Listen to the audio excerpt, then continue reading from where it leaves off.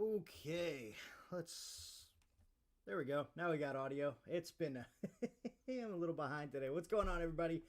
Welcome to Jay Lippman Live. Hello, hello.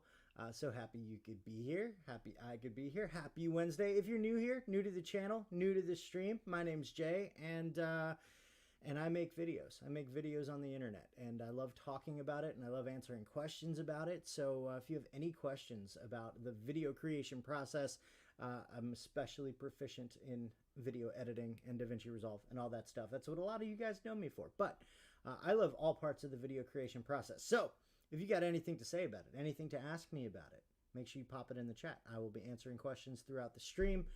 And audio is really quiet. That's not good. That's not good. Give me a minute. Are we good now? Can you hear me now? Hopefully I didn't screw up the audio. Hopefully I didn't screw up the audio. I'm showing that I'm fine. Sound a little low. Uh-oh. Uh-oh, what happened? I don't know what happened.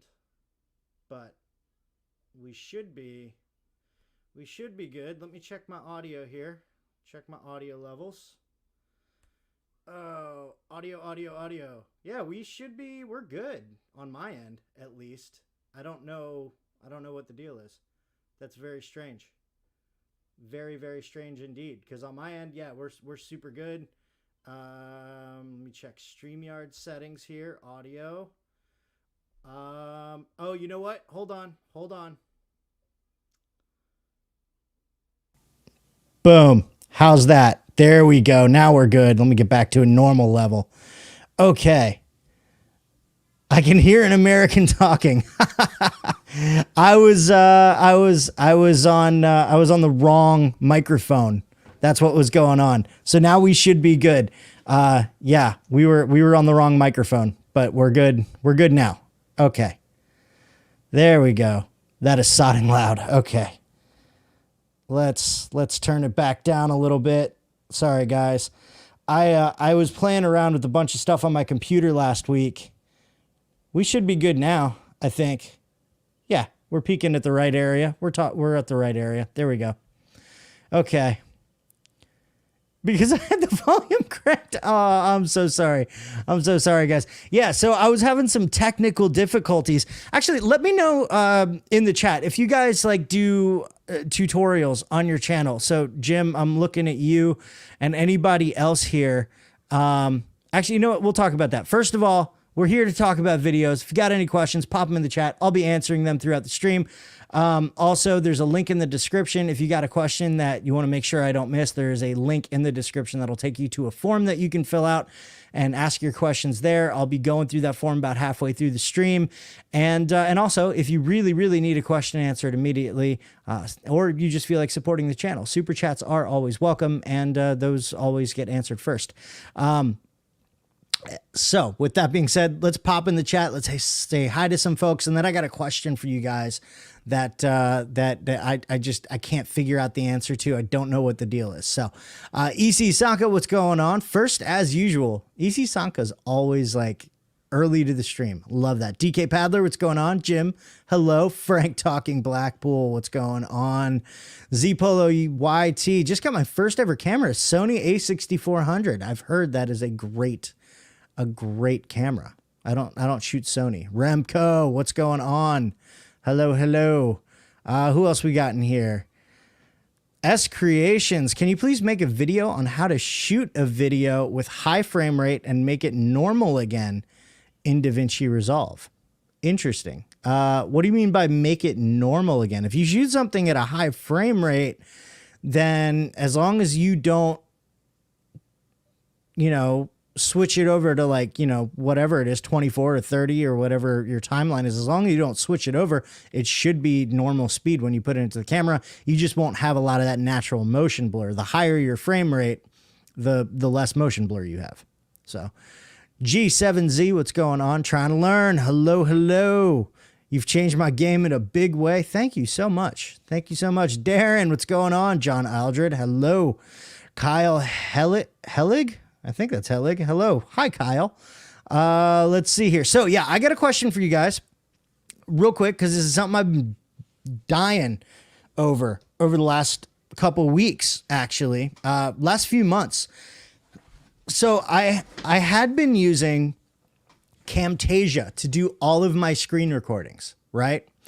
I've been using Camtasia, but over the last couple months, I've noticed that when Camtasia is on, there are certain functions in DaVinci Resolve that won't function. Mostly happens in Fusion.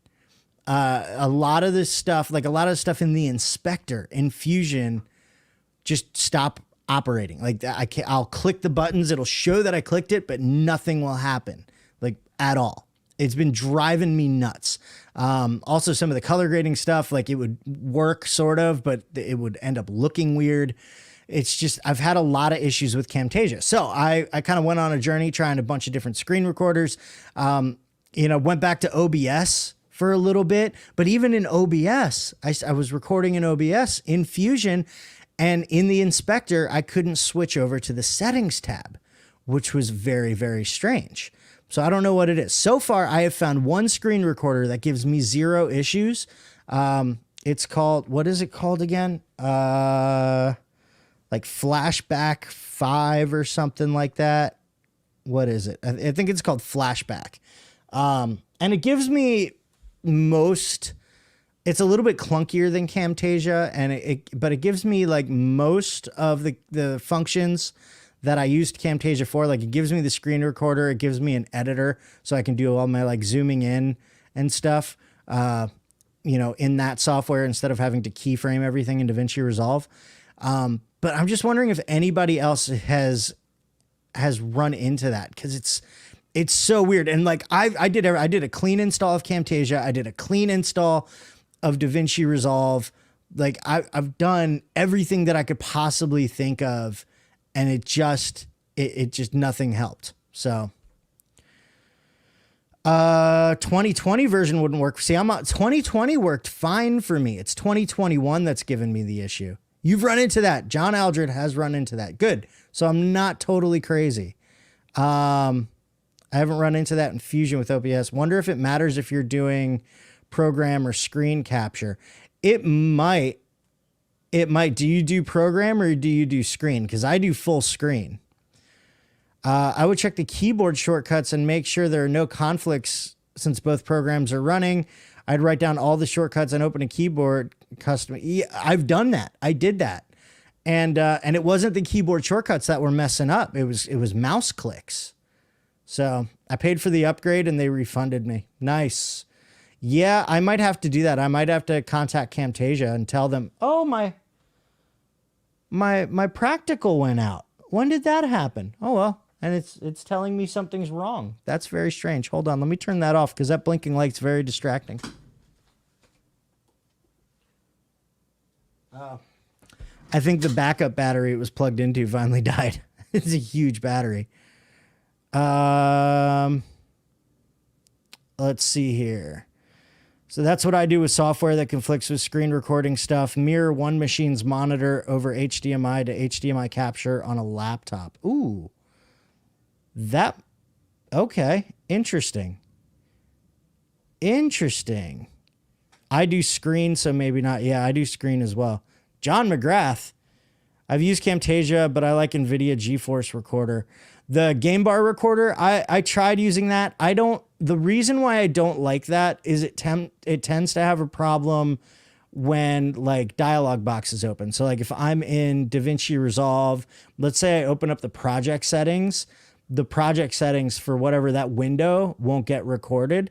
So that may have changed. They may have fixed that because I haven't used the Game Bar in a while.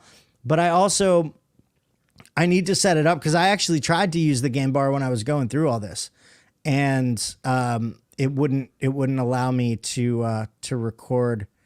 Like I guess it wasn't set up like as DaVinci. I got to remember how to set up DaVinci Resolve so the Game Bar like sees it as a game, so it'll actually record it. I use ScreenFlow, but it's Mac only. Yeah. Yeah. A couple other people said ScreenFlow, but I don't have a Mac. So there's that. I got something in my throat. Hold on one sec, guys.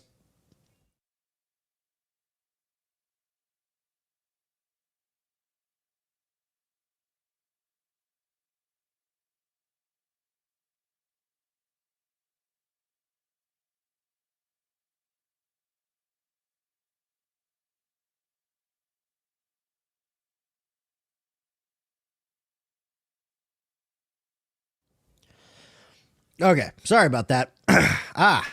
Hey, John Eldred. Actually, I have a question about the HDMI out thing. Like, does it have to be a separate machine? Because I got a dual monitor setup on my on my computer. So, like, would two monitors work? Running late, Dad's Talk Tech. What's going on? A buddy called right before the live stream. That's funny. Use a Ninja or something like that for recording. There's an interesting idea.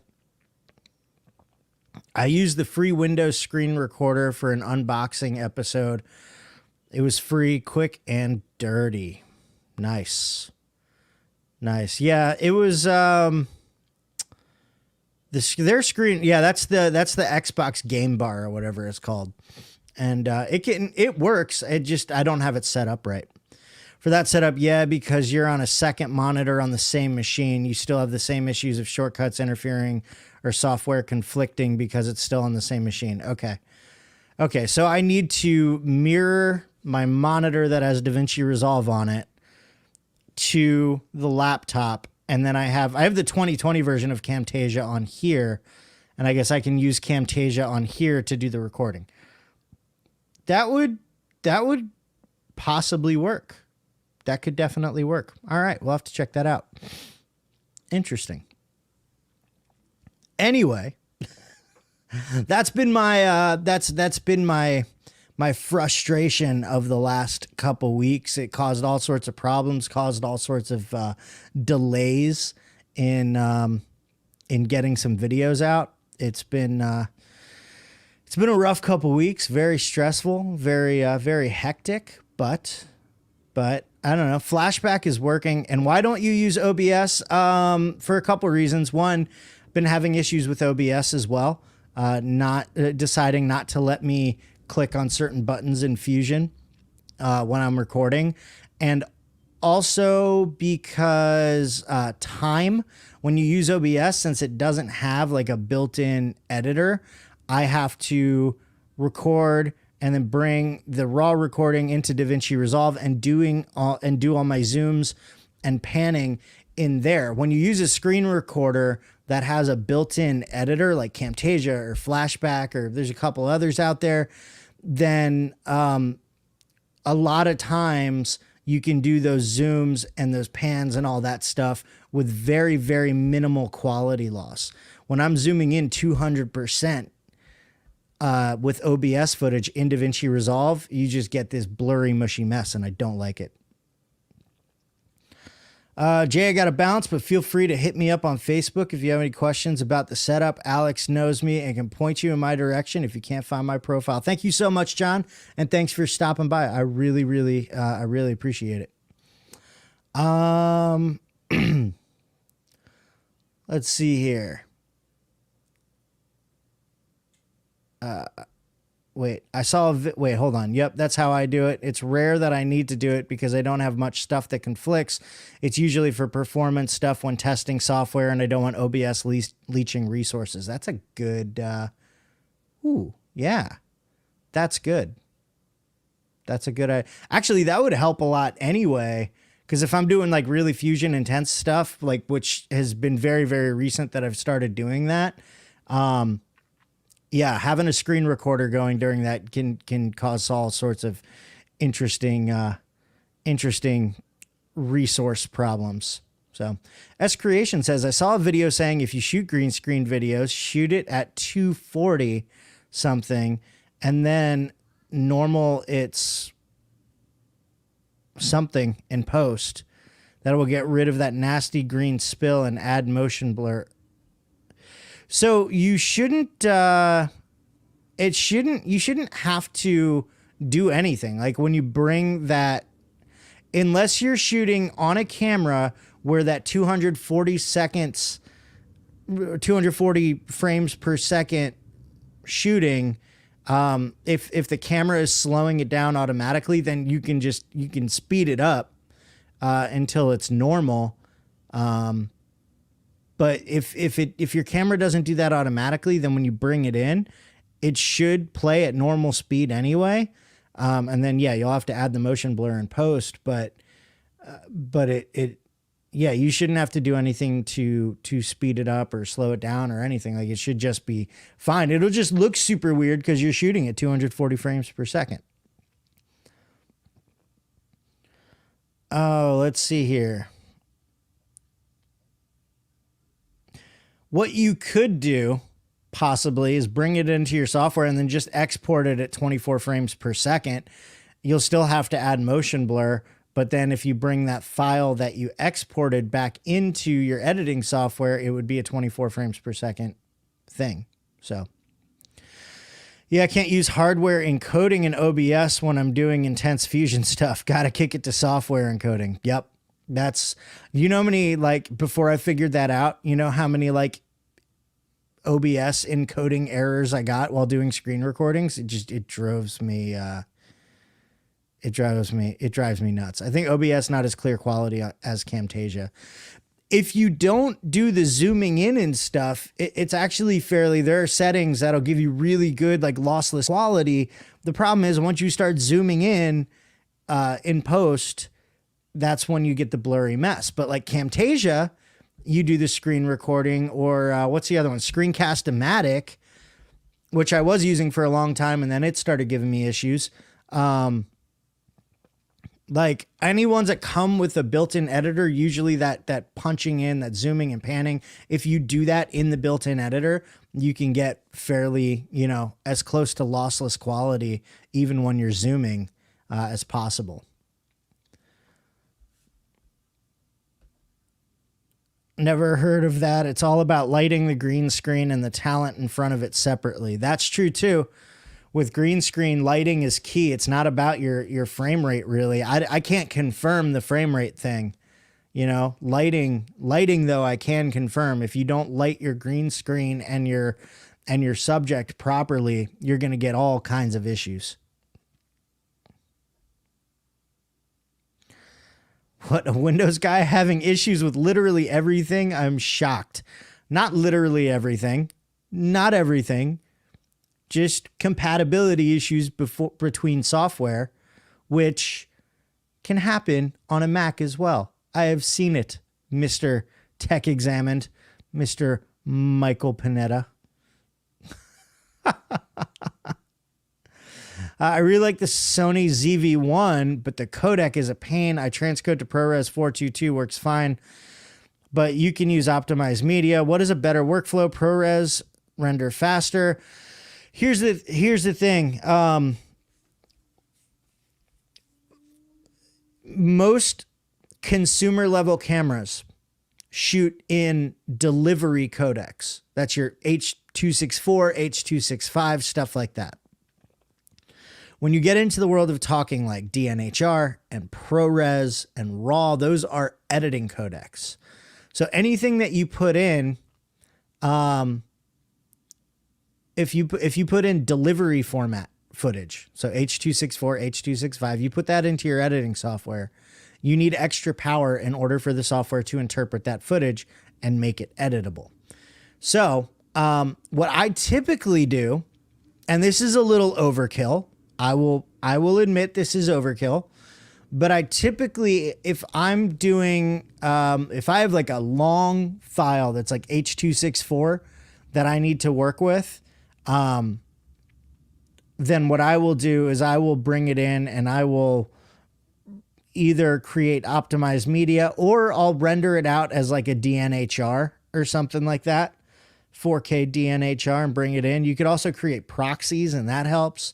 But yeah, a lot of delivery codecs are a pain to work with, especially if you're not working on a decent computer.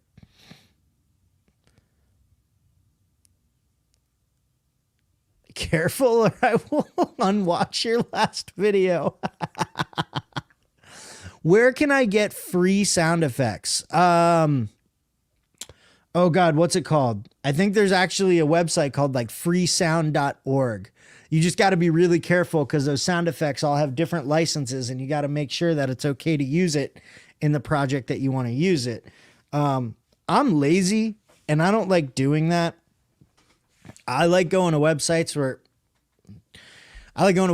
like everything has the same license, and I like going. I prefer to go places where like I'm paying to be able to use it because it's a little more added protection against copyright strikes. So I actually get my sound effects from Artlist, mostly Artlist, sometimes Epidemic Sound, but Artlist is like my go-to. But the best place to get free sound effects, depending on the effect that you're doing, is to make it yourself. Honestly, I want to start experimenting more with that. Actually, like going out and maybe recording some Foley, maybe some outdoor sounds, and you know, just creating a whole bunch of my own sound effects that I can use. So, Production Crate has many sound effects, many free. There you go. Boom. Free VFX assets. Ooh, that's a good question. I don't know, actually. I get all my VFX. You know what? There's some really, really good free ones on actionvfx.com. They're my favorite place to get effects anyway. You've probably heard me talk about them in the last couple videos because they actually just launched a subscription service, their first ever subscription service, which gives you like access to their entire library, and you get like a certain amount of downloads a month depending on which tier subscription you have. But yeah, they're really good, and they do have some free stuff that you can use. FilmCore Digital, what's going on? DaVinci Wire RGB managed is different from CST. Resolve has its own tone mapping where it rolls off the highlights and shadows. They are different. Wait, Frank Talking said something. I'm confused by DaVinci Wire RGB, DaVinci Wide Gamut, and Color Space Transform. Are they the same thing when using one camera? No, they are not. And just see Jim's answer. No, they're very, very, very different. DaVinci Wide Gamut is actually like it's a new color space. Actually, it's a wider color space. And the color managed thing, yeah, it's just DaVinci Resolve software doing its own automated tone mapping thing, which is actually really, really nice, and it gives you a really great starting point for grading. Hey Alex, what's going on? Hey Jay, sorry for not commenting on your last video when you deleted your video. Thanks for tutorial and template. Got my helicopter video right by increasing the speed and slower on edit. Nice. I have the lifetime sound effects from audio. Oh yeah, there is audio. You can get one-time payment, lifetime subscription for sound effects. Not as extensive as other sound effects libraries as their music, but they are growing it. That's right. I forgot they just launched their sound effects thing. Let's see. Frank Talk Black Bull. Oh, it's from Darren. No, they are not the same. CST is a form of color managed workflow that has a DaVinci Wide Gamut capability. Too big to talk here. Darren, I'm going to leave it up to you to do the Wide Gamut versus CST video because I got too much stuff on my plate. So I'm going to pass the torch to you on that tutorial so you can just explain it all and people can be happy. And that way when people ask me that in the live stream, I can just say, go watch Darren's video. See, it's a win-win situation. I have an iMac with an i9, can do the full test of B-raw, but the H.264 of the ZV-1 is a pain. If I first transcode to ProRes, works fine. That's because ProRes is an editing codec. It is made for editing. There's less compression on it. It takes less power to interpret it so you can edit it.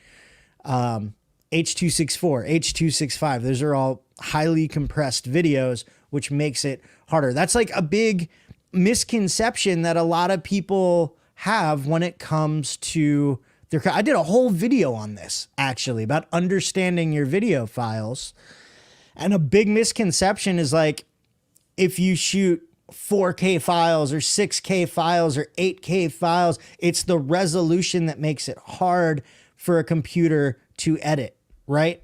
But that's actually a very, very, very small part of the equation, right? Like I can edit 6K RAW better than I can edit 4K H.265 because of the amount of power it takes to interpret the footage. RAW has less compression, and so it's easier to interpret, if that makes sense. Let's see here. Anyone else aspiring to be a big YouTuber? Matt Jackson, what's going on? What is going on? Big YouTuber? Yeah. Well, I don't know. Depends what you consider big. I'm not shooting for a specific number. I just, I want to support the people I love with the thing I love, and I love making videos. So that's what I aspire to do.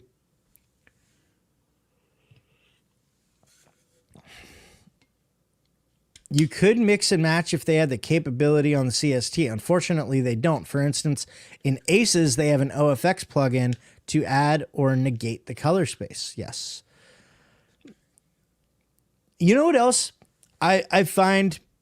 I find something. There's something about color space transform that is very frustrating to me, and I don't understand why they don't have it.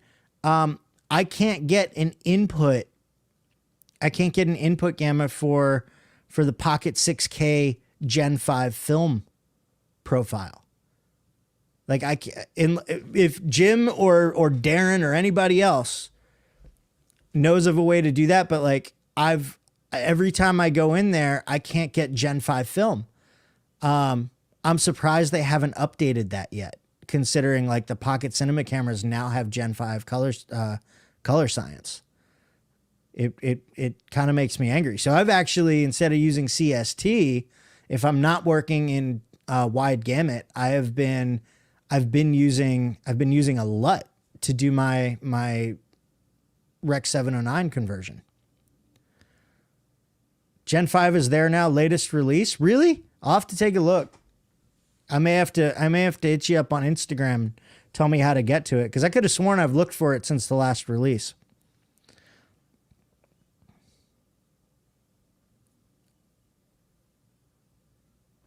Let's see. We want to grow Dad's Talk Tech. Grown move. Wait, what? Grown move in the last 90 days. It's the first almost 2 years. Grown more in the last 90 days than in the first almost 2 years. I feel like it is almost like standing at the craps table. Oh man, you see Gen 5? All right, I'll have to take another look. Refrag, what's going on? What's going on? Good to see you. So I've got, I think last live stream I told you that my next video was going to be a review on an NLE. It's an NLE that hasn't been released yet. And the release date got pushed back a week. So I had to push the video back a week. That was just another add to the thing. So that's why there wasn't an NLE review that came out on Monday. It was a fun video to make though. The one that I did, the little vlog section at the beginning. I'm having fun kind of getting back to just making videos the way that I want to make videos. It's a lot of fun. They're making these they're making some of these videos like I'm having fun again making videos, which I'm really, really enjoying. When loading more than one of a project into DaVinci Resolve, how do you delete one or more of the projects without having to reboot DaVinci Resolve? Wait, what? I'm not quite sure I understand the question, Hound Dog. Go with what looks best. Who cares how you get there? Unless you were delivering for Netflix, you can do what you like. Exactly. Exactly. Find the workflow that works for you. My workflow is constantly changing. constantly trying new things, discovering new things. My workflow changes based on how much time I have to get the video done.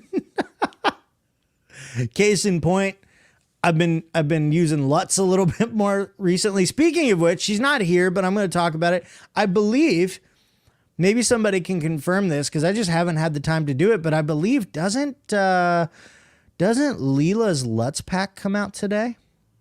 I believe it comes out today. Should we check? Let's check real quick. I don't want to get in trouble for like copywriting anything or copy. I don't want to get in trouble. So I'm just going to check real quick. Let's see here. There we go. Let's see here. There we go. Nope. Doesn't look like it. At least she hasn't put out a video about it. She hasn't put out a video about it yet. Okay, but I believe her Let's Pack comes out today, which I'm very excited about. Where'd StreamYard go?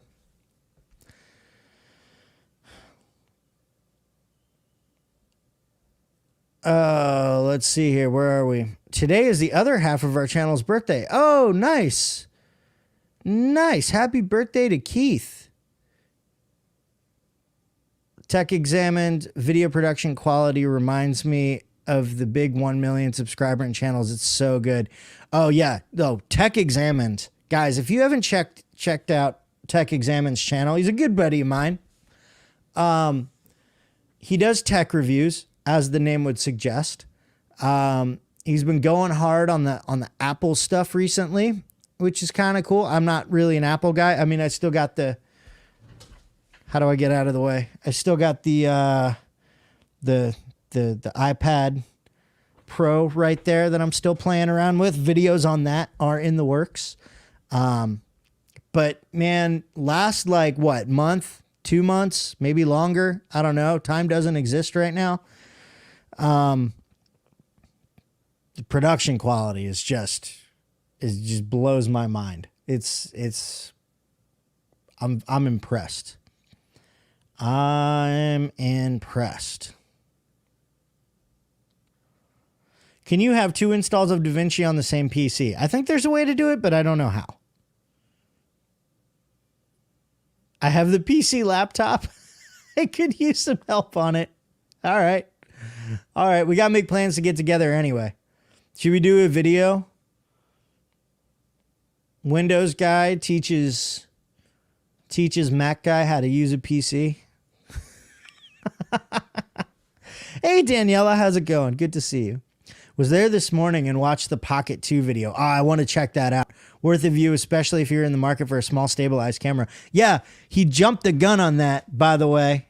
You need to do a second video on that because him and I were going to get together because he's got the Filmmaking Pocket 2, which is very, very similar to the DJI Pocket 2 that I have. We need to get together and do like a comparison video and see. And see, like, what exactly are you getting? I think I accidentally just turned it on. No, we're good.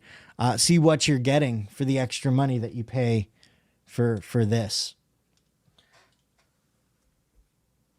I did. I took a look at that Filmmaking when we were hanging out not too long ago. So.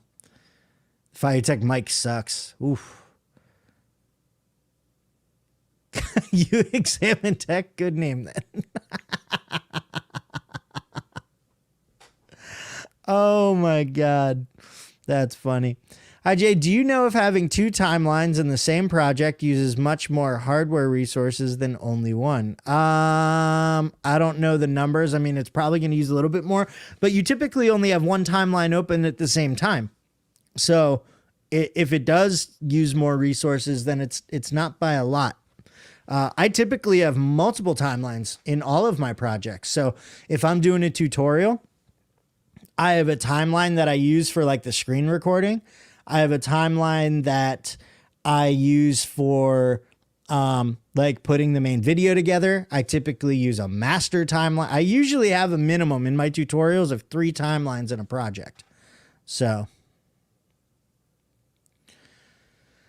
if so, is there a way to park clips in a second timeline and then disabling it so it doesn't eat up resources?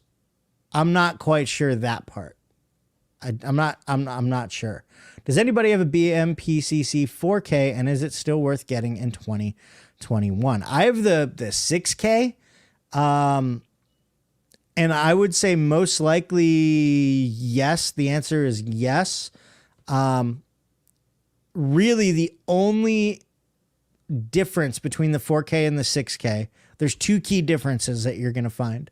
One, the 4K only shoots up to 4K B-raw, as opposed to the 6K, which shoots 6K. But 4K is good. And also the mount, the lens mount. You got a micro 4/3 on the 4K and an EF mount on the 6K. And then sensor size, micro 4/3 versus super 35.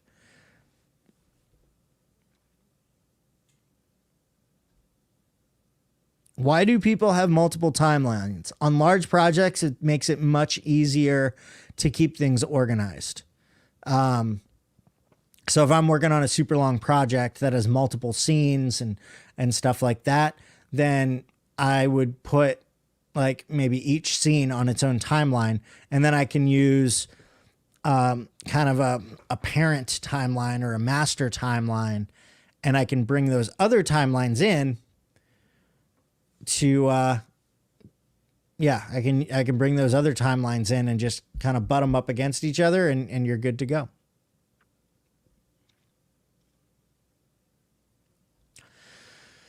Let's see here. Hey, Dave, what's going on? What is going on? Camera Conspiracies did a funny test of that camera. I'm sure he did. He's great. I will be reviewing the Insta360 Go 2, a little for the action camera genre, but also the Daniel Schiffer probe camera alternative. Should be fun. Nice. I play with toys. What toys are on my...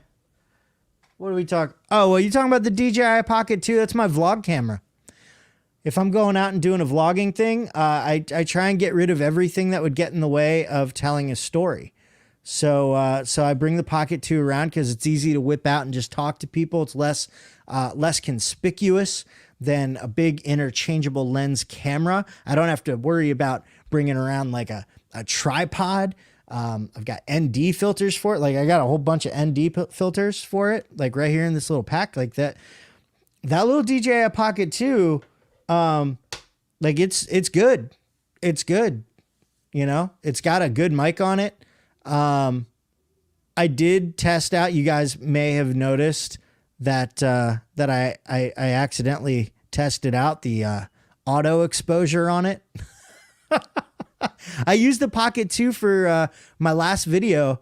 I vlogged getting the footage that I was going to use for the tutorial, and I used the Pocket 2.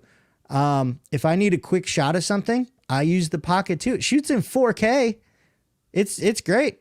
I wouldn't call it a toy at all, actually. Jack Stoles. Too late, the Jack. What is going on, my man? What is going on? I was just thinking about you the other day. I'll talk about why in a second, because I got a pretty fun announcement, actually. Not really channel related. So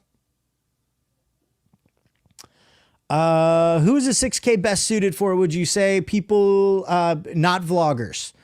I would say if you're going to spend money on the Pocket 6K, do it because you want to start making, I don't want to say serious videos, because you can make serious videos with just about any camera, even your phone, which I will be proving soon. But like, it doesn't have autofocus. So like, if you want to really learn how to use a camera, learn how to pull focus and do all those things, then it's great. If you want incredible image quality. It's great. If you're using DaVinci Resolve, it's like the perfect camera for DaVinci Resolve. Yeah. Yeah. Not too much, just setting up some lights. Some lights. Are you making a video, Jack?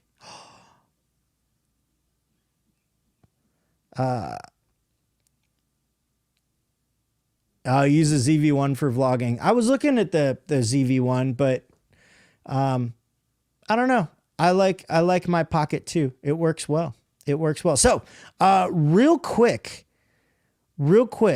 I want the DJI is not a toy. The DJI is not a toy. It's actually very, very handy. It's come through for me in a couple pinches. So, money is no object because I have none. Nice. So anyway, guys, if you've been following me on my Instagram stories, which I've been doing more of lately, you may have seen that I just finished editing up a podcast. So here's the deal. My two friends, my drummer, I was in a band for like over a decade. I think, I don't know, from 18 to, no, not 18, from like 17 to 28. I don't remember. Yeah. Something like that. It was over a decade, right? It was over a decade. And the guitar player has been my friend since we were 6 years old. Since 1989 is when we met. My drummer, also a very good friend of all those guys are a good friend of mine. Well, the drummer and the guitar player decided they wanted to start a podcast that focused on like local artists. So like unsigned bands, painters, even people who make like craft beer and stuff like that. And they wanted to start a podcast. They had no idea what they were doing. So they asked me to come help. And so I went down there. I told them what equipment to get to start out, just super bare bones, like kit that I found on Amazon. It's like a Zoom condenser mic and the Zoom pod track gives you like 4 inputs, the ability to connect a phone to it, all sorts of things. So I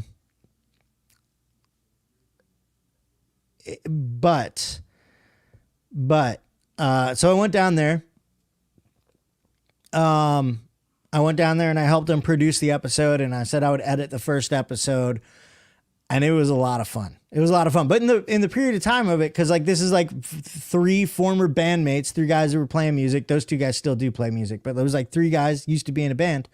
We did a lot of talking about like the shows that we used to play and stuff and all that stuff. But in the process of that, I remembered a conversation that I had with Jack on Twitter. Not too long ago, Jack Stoltz, who's amazing with the camera. That guy plays with light, like natural light, better than anybody I've ever seen. The guy is amazing. And like he makes these vlogs. I don't know when the last time he did one, but like he makes these vlogs where he barely talks to the camera. There's barely any dialogue at all. Like sometimes he just like films, like the first time I saw it, he was just filming himself. It was like in the middle of a snowstorm and he was just going about his day. There was almost zero dialogue in the whole thing. And it was like one of the most captivating stories I've ever seen. But anyway, we were doing this podcast and I was editing it. I remember a conversation I had with Jack like a while ago. This is like a while ago. We're talking like probably 2 years ago. Cause like I used to be in a band, Jack used to be in a band, and we were talking about maybe starting a podcast. I wanted to call it After the Van because both musicians turned YouTubers, right? So I just started thinking, I was like, man, that would be super, super cool. Super cool. So anyway, I don't know why I told that story, but yeah, I'm producing a few episodes of my friend's podcast for them. It's a lot of fun. Getting back into the audio game a little bit, producing a podcast, teaching them the ropes. I might see if they want me to stay on as like a part-time guest when I can make it down there for the recordings, and like full-time editor. Maybe I'll do some social media work for them. But yeah, it should be fun. A lot of ex-musicians in post-production. There must be some kind of correlation there. Probably. Let's see.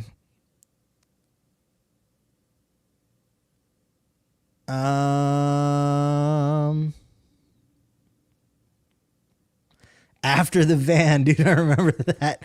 We could talk for years about silly band stories. Yeah, we probably could.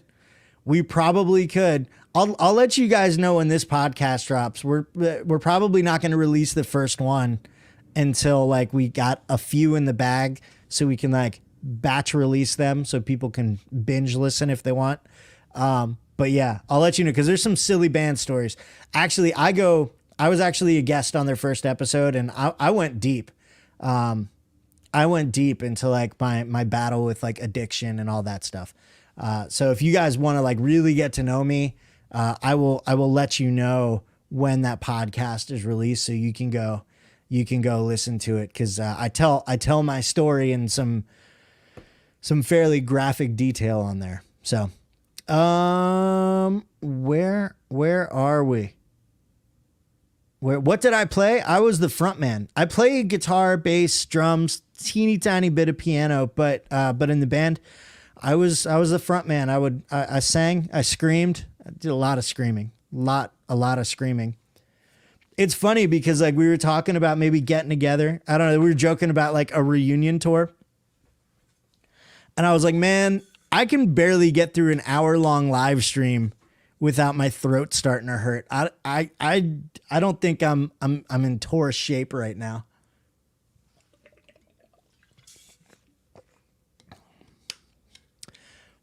No one is an ex-musician. You are always a musician. That's true. That's true. Jay, you're front man. You are so shy. Not when I got a mic in my hand and a band behind me. A switch flips. When I'm on stage, I got a mic in my hand and I got a band behind me. Just a switch flips and I'm just like I'm a totally different dude. It's weird. It's very strange. It's funny. It's like a friend of mine told me that. Like I didn't realize that it happened, but a buddy of mine came to see one of our shows. It's a guy that I worked with, and he was like, "Man," he was like, "I know that you're like I'm small, right? I'm 5'5". I'm a people McNugget," and he was like, "Dude, I walked in there and I saw you on stage, and you looked like you were 7 feet tall." So, Fab Santos, what's going on? What's up, Jay? I'm freaking with a question here. Do I have to use a technical LUT convert color space of a DSLR Canon 6D footage? Whoa, to start color grading, or can I work with the footage straight? You can work with the footage straight. Even if you're shooting in, I don't remember, does the 6D even shoot log? Conversion LUTs are typically for log footage. So if you're not shooting log, then there's no need for a conversion LUT. You can just start working with it. But be careful, because if you're shooting in 8-bit Rec 709, you push that footage too hard and it's going to start breaking apart. So, if you're shooting with log though, you don't need a conversion LUT. I would suggest it if you're starting out. Like it's probably the easiest way to get started is to use conversion LUTs to go from log to Rec 709. But you don't need to. You can just start grading manually. Jay, got any footage from these old band days? Use it in a video on your channel. Matt Jackson, you must not have watched Create and Be Happy. It's my channel trailer. It's the creative short that I did a couple years ago. There's lots of band footage in there.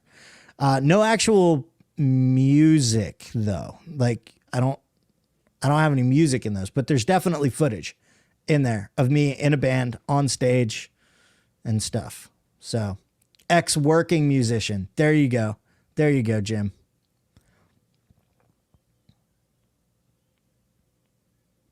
You made it. I tried for many years. Oh, nice, Daniela. All booked out until February next year. Elwood and Jake, we're getting the band back together. Yeah. I miss it, man. We walked in there. I vlogged the whole thing. Well, not the whole thing. I didn't vlog the whole thing. I started a vlog, but then I got distracted and I forgot to turn on the camera and all that stuff. But I started the vlog. I'm going to vlog the whole process of like doing these, like these first few episodes, and then I'm going to release a vlog about it. But like I walked into because we're doing the podcast in our old practice space, and I walked in there and like the drum set was there and all the guitar cabs and the bass cabs, and PA system, like it was all set up, ready to go, with like a little table in the middle for the podcast. And I walked in there and I was like, man, I miss this place. I miss this place. So it was crazy. Those two guys actually moved on. They're in another band now. They're up in working with our old producer to cut a record. Just for the sake of making music. Like they're not trying to go anywhere with it. They're just like everybody in my band is now a business owner, which is crazy. We're all parents and family men and business owners. Yeah, it's crazy. But like, you know, they still get together and they play music. I moved on to video. Dolby Atmos is for gold diggers. I have some footage being interviewed and playing in 1984 National Canadian TV show. Nice.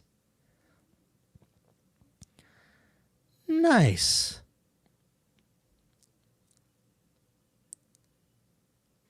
Let's see. When editing audio for film, which levels do you stay between for dialogue? Mike, the answer to that is yellow. So when you're looking at your audio meter, you want your dialogue to be in the yellow. Sound effects and, well, most sound effects, Foley, music, all that stuff needs to be in the green, dialogue in the yellow. So, hey, Connor Duffy, what's going on?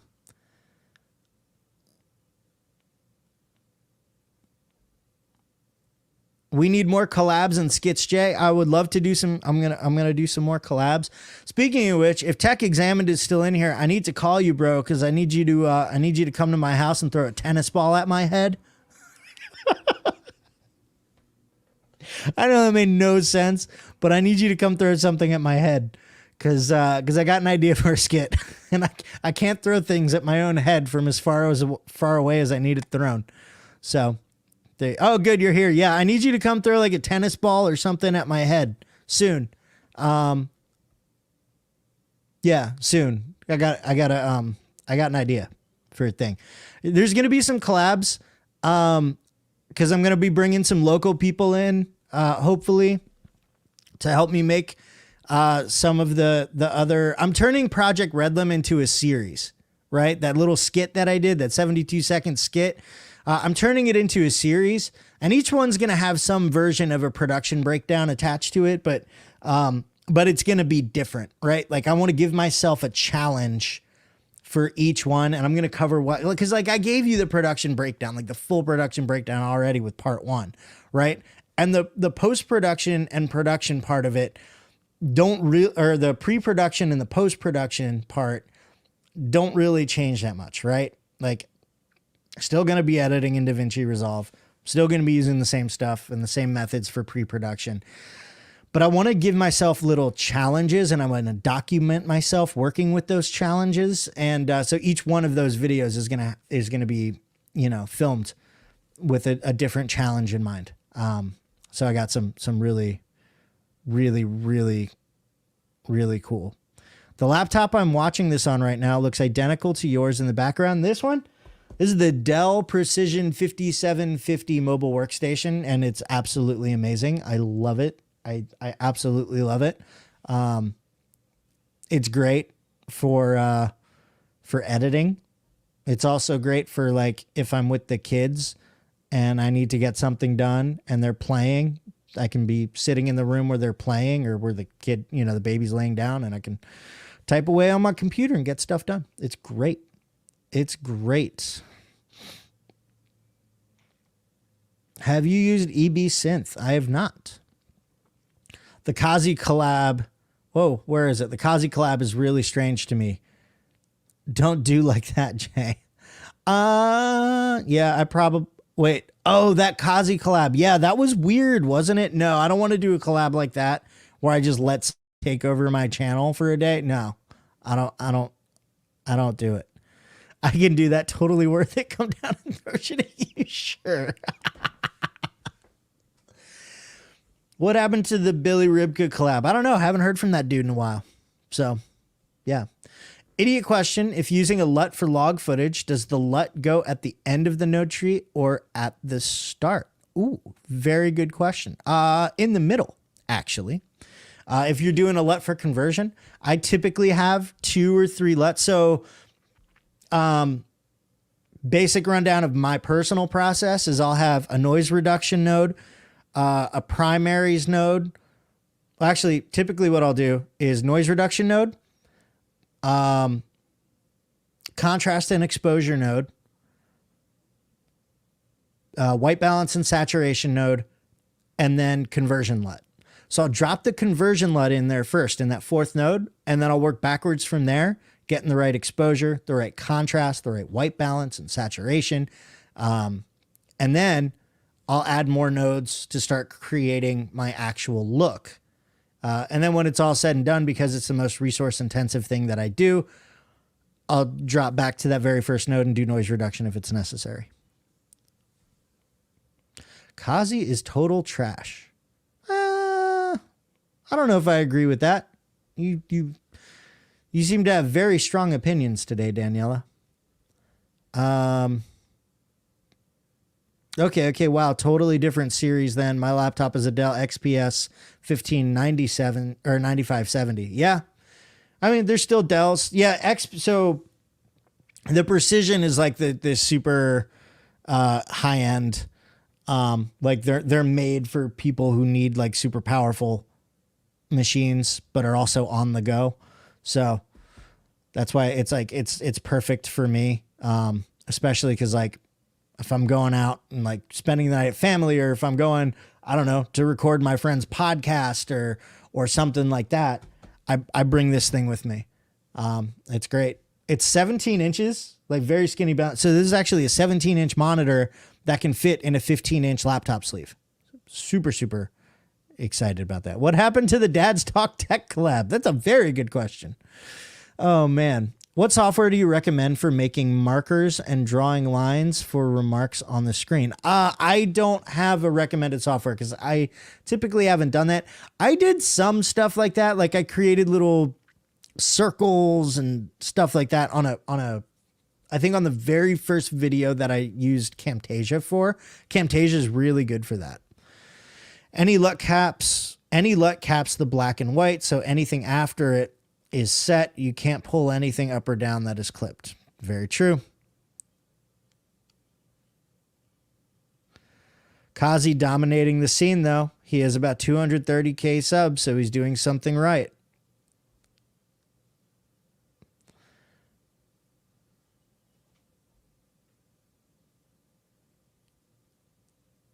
Yeah, he is doing, I mean, sorry, I spaced out there for a second. Holy crap, it's almost 3 o'clock. Yeah, anyway, you know what? I've gotten a lot of value out of Kazi's videos. He's definitely taught me stuff that I didn't think of before, given me new things to try. Sometimes it sticks. Sometimes I like the result I get. Sometimes I'm like, I can get this. I got a different workflow that'll get me there better.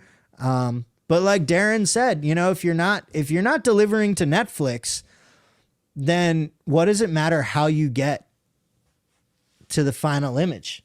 You know, use the workflow that makes sense to you. And there you go. You know, he's just teaching his workflow. And I appreciate that. Just like on my videos, I'm teaching my workflow. I'm teaching you how I do things, right? Somebody yelled at me for that once, but we won't talk about that. So, guys, it's 2:58, 2:59. Dear Lord, where did the time go? You guys make this hour go so quick. All right, here's the deal. This coming Monday, maybe Tuesday, I may have to delay next week's video by one day. I gotta check. I gotta check with the software developers, the developers of the NLE that I'm reviewing. I've been using a beta version for the review, so that's been interesting. But I got a video coming out next week that actually poses a very important question that I want you guys to think about when you watch the video. So make sure you watch it. Make sure you pay very close attention to the beginning, because there's a very important question that I'm going to be asking in that video that I want all of you to think about for real. And so, yeah, that's coming out Monday. In the meantime, if you want to chat with me, hang out with me a little bit, I'm trying to get more into the Discord. So it's really hard. But I am on Instagram. I am on Twitter. Trying to spend more time in the Discord server. So that's linked below. All that stuff is linked below.